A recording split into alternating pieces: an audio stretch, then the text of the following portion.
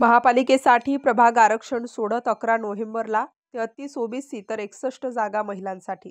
राज्य निवडणूक आयोगाने स्टेट इलेक्शन कमिशन महापालिका निवडणुकीसाठी आरक्षण रिझर्वेशन निर्धारण व सोडत कार्यक्रमाची घोषणा केली असून मनपाची NMC आरक्षण सोडत येत्या 11 नोव्हेंबर रोजी होणार आहे। 33 जागांवर ओबीसी तर 61 जागा महिलांसाठी राखीव करण्यात येणार आहेत। महिलांच्या जागा चिठ्ठी पद्धतीने निघणार असल्याने इच्छुकांची धाकधूक वाढली आहे। आरक्षण ठरविताना अनुसूचित जाती, अनुसूचित जमाती आणि मागासवर्गीय प्रवर्गासाठी फिरते आरक्षण लागू करण्यात येणार आहे।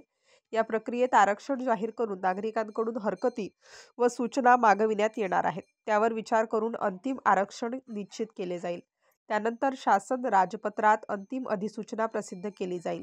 आयोगाचे आदेश सोमवार दिनांक 27 रोजी नाशिक महापालिकेला प्राप्त झाले असून त्यानुसार प्रभागनिहाय आरक्षण प्रक्रिया निश्चित वेळापत्रकात पार पाडण्याचे आदेश देण्यात आले आहेत।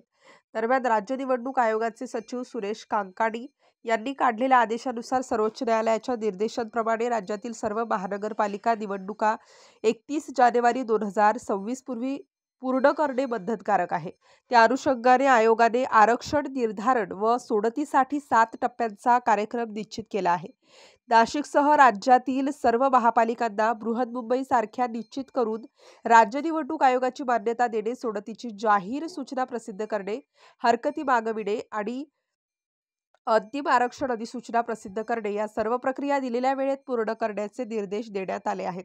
स्टार न्यूजसाठी मोहसिन पठाण, नाशिक।